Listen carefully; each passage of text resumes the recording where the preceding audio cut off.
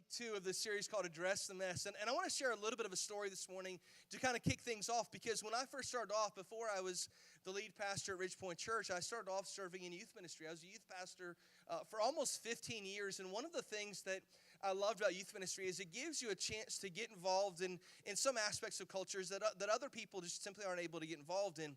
For instance, I got a chance when I first started off at another church in youth ministry to get plugged into a Fellowship of Christian Athletes group at a particular high school, Pinellas Park High School, and it was a pretty active group, and so I'd been going there for a couple of months, and the person who was the sponsor for FCA said, I want to introduce you to one of the football coaches, and I said, that's awesome, I'd love to be able to get to know him, and he's like, well, this guy actually used to play football for the Florida Gators.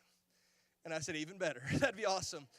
And the cool thing was that when they said his name was Stacy Simmons. I said, I remember watching him when I was much younger. I think he played cornerback or something for the defense. But I said, I remember his name. I remember watching him. And so I met him, really, really cool guy. And he said, JJ, I'm looking for someone to serve as chaplain of our football team. Would you be willing to do that? And I said, man, I would love to. Now, one of my goals as kind of the youth pastor / chaplain was just to let the coach know, we're here for you. So I began the conversation by asking him, what does that look like for you? What do you want that to look like? And he said, man, I'd love if you'd come and do a pregame meal before each of our games, home and away, but then also to give a little bit of kind of a challenge to the team. So you serve the meal and then give the challenge. And I said, I can do that. Anything else, let me know. And so I ended up getting into doing even some of their videography, filming the football games and stuff. But I went to the first game, and I fed them the meal, and I gave them kind of an encouragement, challenged them a little bit. And then hanging out beforehand, getting ready to film the game, I was in the locker room. And the coach got them pumped up, gave this big rallying speech. And when it was done, he said, okay, everyone, now take a knee and touch someone. And what he meant by that was that everyone in the crowd was going to assemble together, take a knee, and they're all going to touch the shoulder pads of the person in front of them or the person alongside of them. And we're going to pray together. Now, he never said the word pray, but he said, take a knee, touch someone. And then he turned to me and said, okay, Pastor, you got it. And he asked me to pray over their team. And I said, that's really cool. Now, I remember as a football player, now I'd gone to a Christian school when I was younger, so we had prayer part of every practice and whatnot. So I knew what that meant when he said to take a knee and touch someone. But I remember the camaraderie that took place when you'd have those prayer together and everyone would kind of kneel and they touch each other's shoulder pads. You felt like there was this unity that was taking place because there was camaraderie. There was a shared vision. And we can't miss this, there was also a shared opponent. So we knew we practiced all week long. We practiced really, really hard getting ready for that particular game. And so when we touched someone before and after the game, we're saying, man, we are together in this. There's camaraderie, there's unity in the shared vision, but there's also the idea that we have a shared opponent.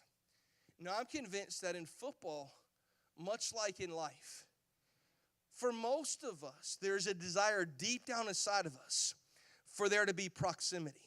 I'm going to talk a lot today about this word proximity. I believe that for most of us, we have this desire. Now, for some, we say, but you don't understand, or maybe you're not even aware of this, but at some point there was some past hurt. And so because of that, I'm very reluctant to let people close to me.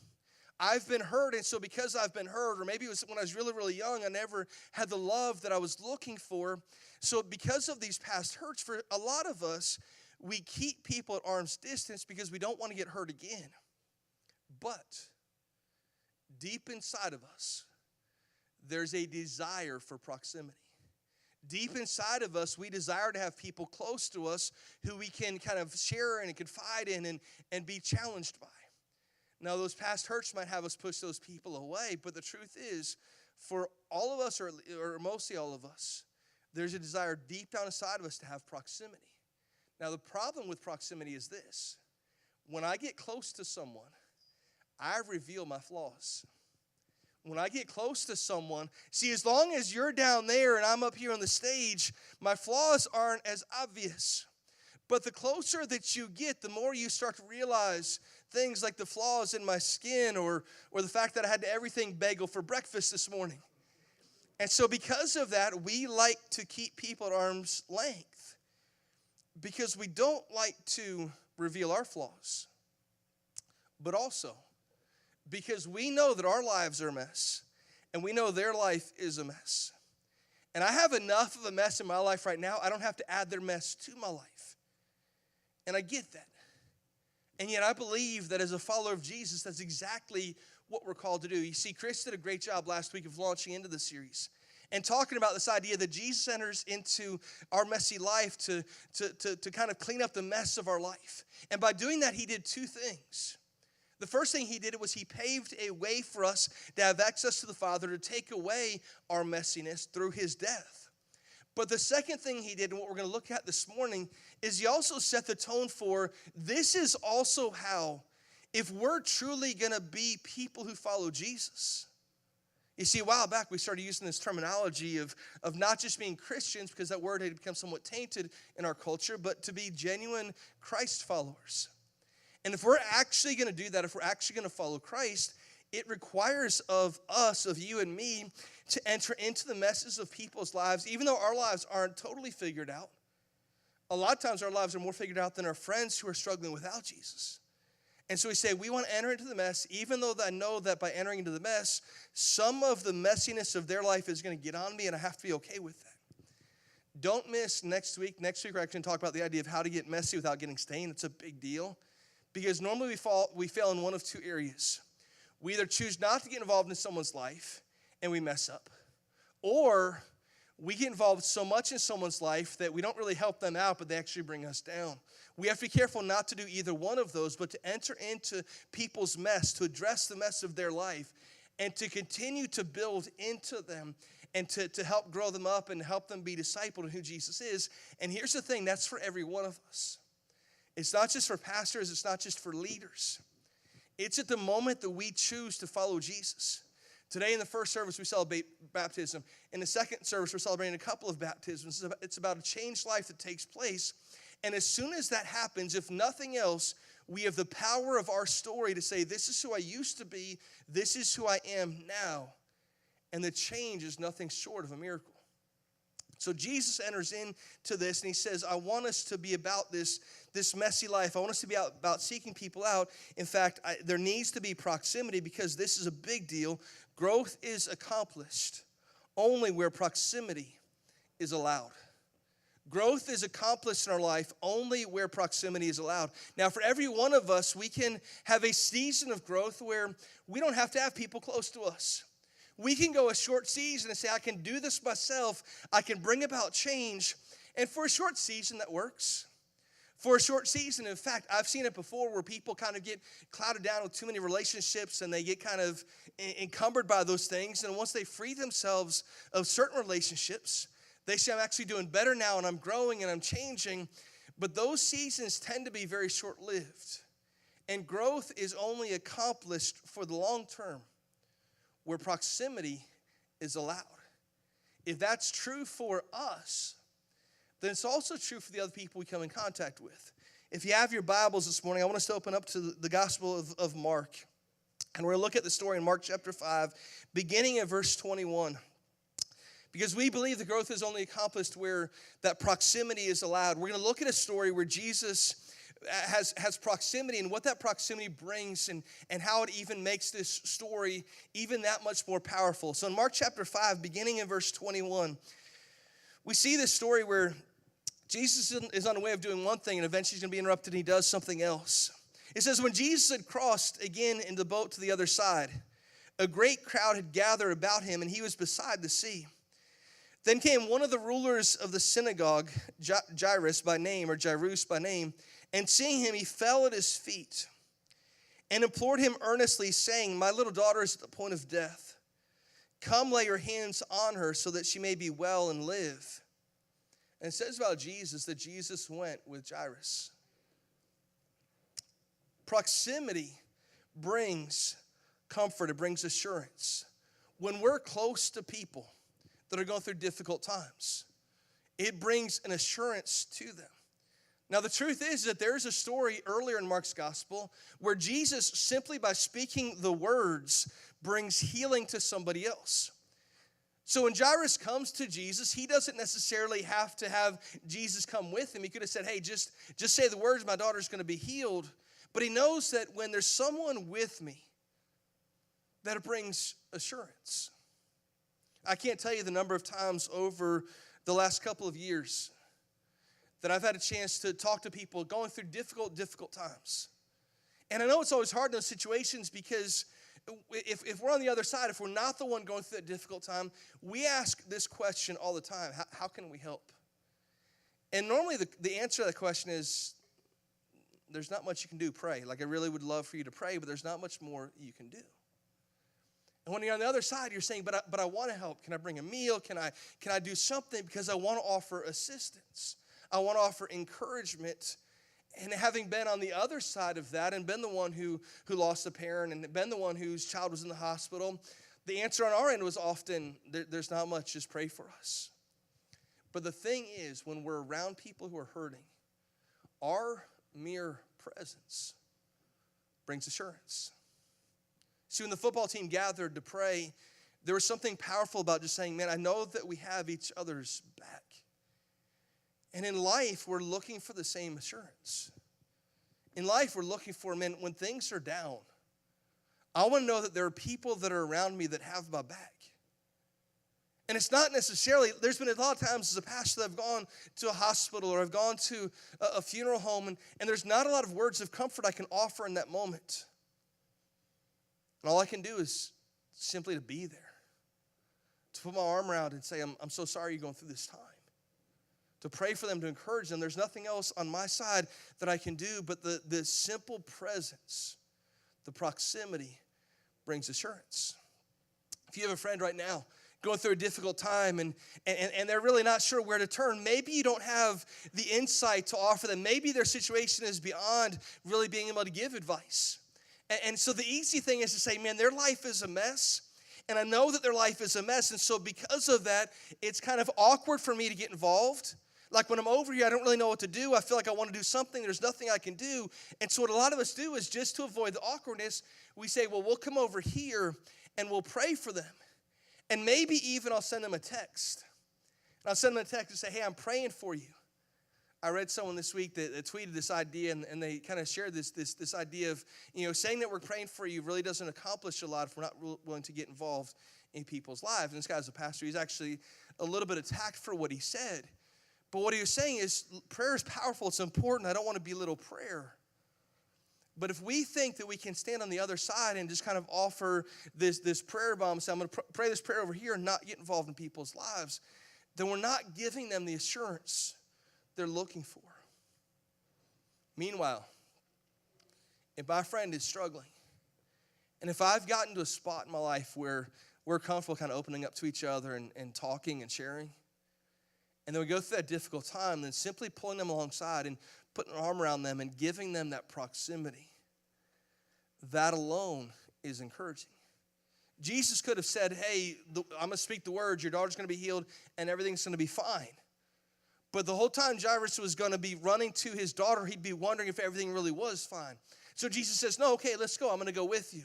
And so Jesus starts to venture with him, but this is where the story gets interesting. Because it's while he's traveling, in verse 24, it says he went with him, and it says a great crowd followed him and thronged about him.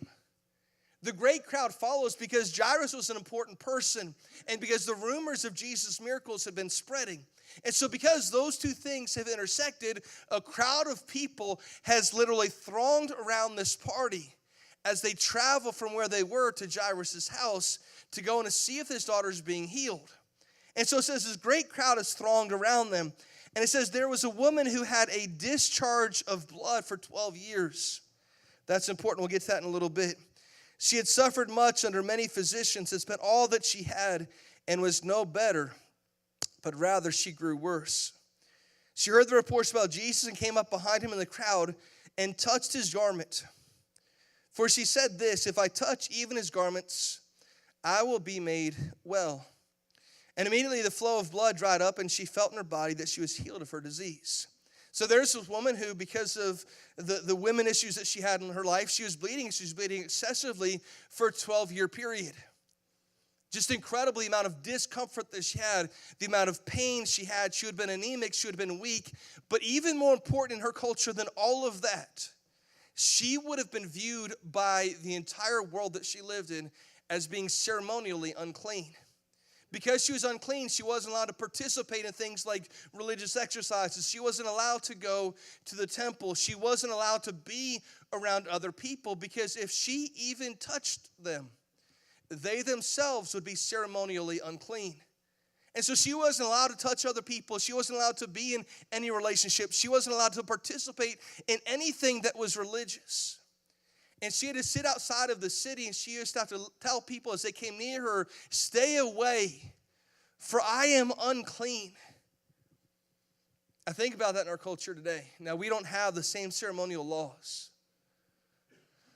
But there are a lot of people today that are broken, that are hurting. They know, man, not because of something that happened to me that was beyond my control, but simply because of choices that I made. The church world would view me as untouchable. No one would want to be a part of reaching out to me because my life is such a mess. Her life, what she's going through physically, is a representative of what many people today are going through spiritually. They think, I've messed up so much, I could never be approachable. So this woman faced a dilemma. She said, I've heard about Jesus. I've heard how powerful that he is. And I've seen all the doctors that I can see, and none of them have helped me. If anything, all the doctors have done is made my situation worse. I've lost everything. I've spent all my money seeing all these physicians, and I'm still not better. And I'm weak, and I'm anemic, and I'm ostracized, and I'm feeling very, very alone right now. And she said, but I've heard about this guy, Jesus, and I believe that he has power. And she says, I believe that if I touch even the hem of his garment, that I could be made well. Now, by doing this, she is making Jesus ceremonially unclean. And they're all about to, when Jesus stops at what's taking place, they're all about to bump into each other, and they're all going to be ceremonially unclean because of this woman. But she says, I'm willing to take the risk because I believe that by reaching out to Jesus, I can be healed. And literally, that's all that she wants in her life. She says, this is such a dilemma in my life that I just want to be healed of this disease. All the doctors have tried. They can't, but I believe Jesus can. And so she musters up the courage to go and to find where Jesus is and to follow him. And she sees her opportunity because there's a throng of people around him. And she said, maybe in the throng of people, someone won't recognize me or people won't recognize me. And I can just kind of slip into the throng. And I could reach up and just touch his garment. And maybe, just maybe, if all this is true, maybe I'll be able to slip in and touch his garment and slip out and everything will be okay. And that's exactly what happens. She comes in through the throng. She reaches out. She's able to finally get all the way through everybody. She reaches out. She touches him. And it says immediately she felt differently. Immediately she felt like, man, I've been healed. What I've been longing for, what I've been praying for, what I've been hoping for the last 12 years. Immediately, I feel differently. And now probably the toughest part of this whole thing is about to take place. She says, now because the people know me, if I could just slip away and no one takes note that I was here, then everything is good. Now, it's interesting because at this point, everybody else doesn't know what's going on. Everyone else is just thinking Jesus is on his way to heal this very important person's daughter. And so we're going with him, and the crowd is probably traveling at a brisk pace. And no one even notices the woman who reaches out because the throng's all around Jesus and just touches him. They think it was just on accident. And for everyone there, it would have been really cool if everything was just clean, just like that. She's healed. No one had to know about it, and her need was met. At least what she thought her need was. That was really her want. Jesus knew she had a much greater need. It says this. Verse 30, Jesus, perceiving in himself that power had gone out from him, immediately turned about in the crowd and said, who touched my garments? And his disciples said to him, you see the crowd pressing around you, and yet you say, who touched me? They're kind of mocking Jesus a little bit because they said, we've been traveling at a brisk pace, and as we're walking, something happened, you stopped. And now everybody's bumped into you. Like there's a whole bunch of people that have touched you. In fact, probably on the whole trip, there's a bunch of people that had touched Jesus. But Jesus knew, he said, no, this is different. Something powerful just took place. And he says, who touched my garments? They're kind of mocking him.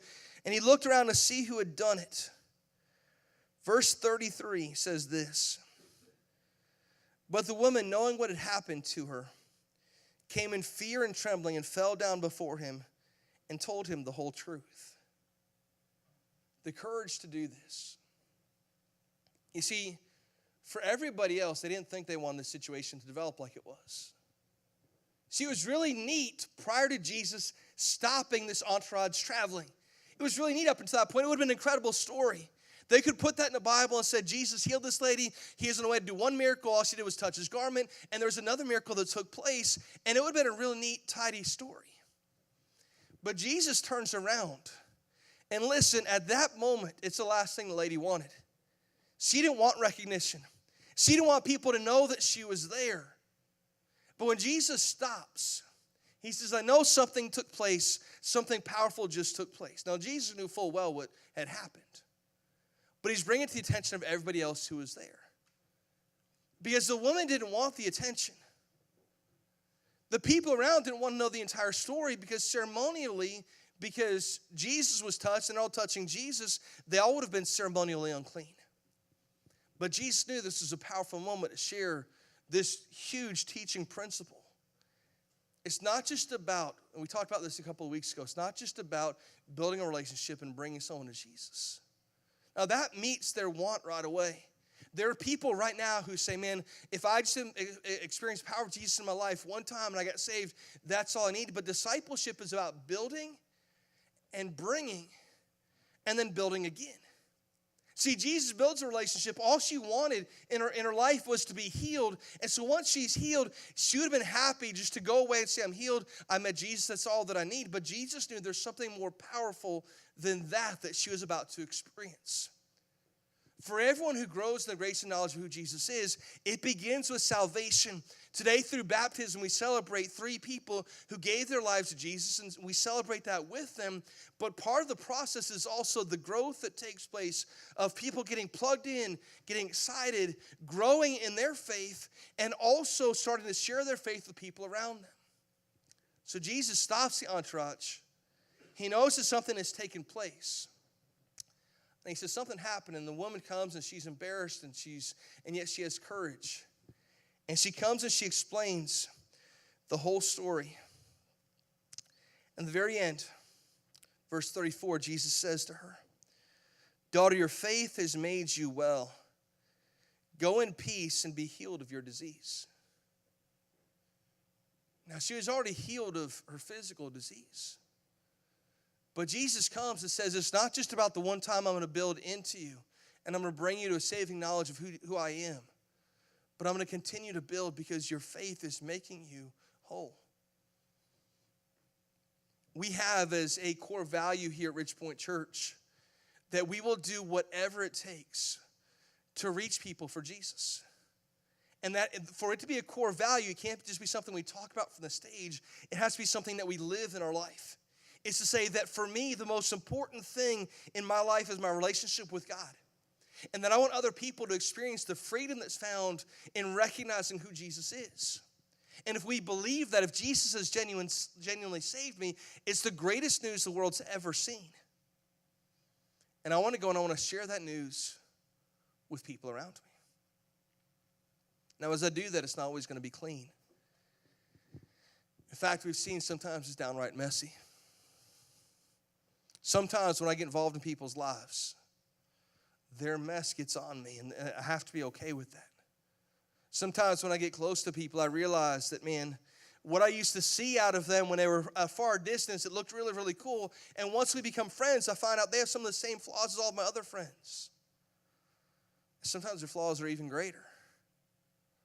So it's a whole lot easier to put them at arm's length and say, I don't want to be involved in their mess anymore. And so I'm going to go on with my life. Have you seen how messed up their life is? I get that. But Jesus came to build relationships. Jesus came to set a path for salvation for us, but also to build in us the desire to do the very same thing, to build relationships, to bring people to Jesus, and then keep building on those relationships because we've not gotten to the finish line when we bring someone to church or invite them to Jesus. That's just really a starting point of saying, listen, this is what faith means to me now. Let's gather together. Let's start talking about Jesus. Let's have some of these discussions. Let's join a group. Let's start some sort of discipleship. Let's do something that we're making this faith that we have much, much more grounded. We do that. We start to see the flaws. Years ago, I was in college, and I had a friend of mine, one of the neatest guys that I've ever had a chance to meet. In fact, years and years ago, when even before Ridge Point Church was Ridge Point Church, he had a chance to speak here. And I came over from St. Pete to hear him. He was one of the best speakers I've ever seen. And the thing was he was a really, really neat individual. He still is a really, really neat individual. And when I say neat, there are parts of his character that just he didn't like to physically get messy. And so we used to always go, and he was a little bit older than the rest of us college students. We used to go out to lunch together often.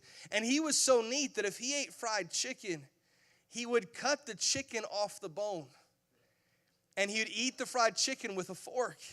And I remember he had another friend that was about the same age as him, and he used to make fun of him all the time. He's like, dude, for fried chicken to be enjoyed, it isn't just this. It's at the end when it's all over, it's this. Making sure, and we have barbecue chicken, it's making sure, because sometimes the messiness that's left over is what makes the whole process so good. And so I know in life, when we start to pour into people, the messiness at that point, like there are points that I like to stay clean and like we're going to church, I don't want to be all messy, I get that. But sometimes the messiness is a reminder of why what we did was so good. As we venture into this summer, my goal is that God gives us this longing to say that the message of Jesus is of paramount importance in our life. And that means that we're going to enter into every situation.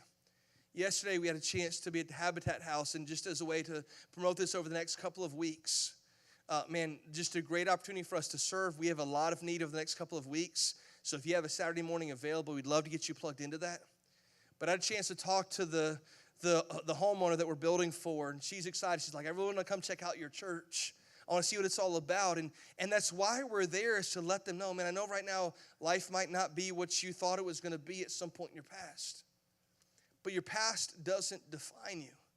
We want to enter into the fray. We want to enter into the mess.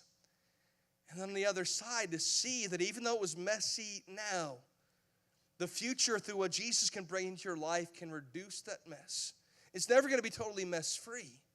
But the part of the process of following Jesus is to be part of a discipleship process that brings us to a point where we can become messy-less enough to help out others who are just as much in need. And that has to be the message of paramount importance to us. Jesus, you've delivered us. You've set us free, and if you set us free, then now our desire is to see other people be set free just as well. Let's pray together. God, I thank you for just the way that you enter into the life that we live. God, it's crazy that Jesus would see a need. He's on the verge of taking care of someone who's really, really important. But he stops to notice someone who everyone else had ostracized. Everyone else had excommunicated from life. But he says to this woman who has this issue, this bloody discharge, he says to her that your life has value, your life has worth, and because of that, I'm going to stop what I'm doing to focus on who you are. God, my prayer this morning is if there's someone who thinks Jesus is so important that he could never worry about the intimate details of their life enough to care about them and to love them, God, I pray that they take encouragement from this word this morning to know that Jesus does care, that he does want to be involved in their life, and that by inviting Jesus into our life, he makes our lives better, and he makes us better at life. God, if there's someone today that doesn't know Jesus, I pray that today would be the day they encounter him for real in their life. And for those of us that have tasted and seen that Jesus is really, really good, I pray that his name would ever be on our lips. I pray that everywhere we go, that there's a desire to get involved in people's messes, to address the mess of their life, so they can encounter Jesus in a very real way themselves. We love you. We thank you. In Jesus' name we pray. Amen.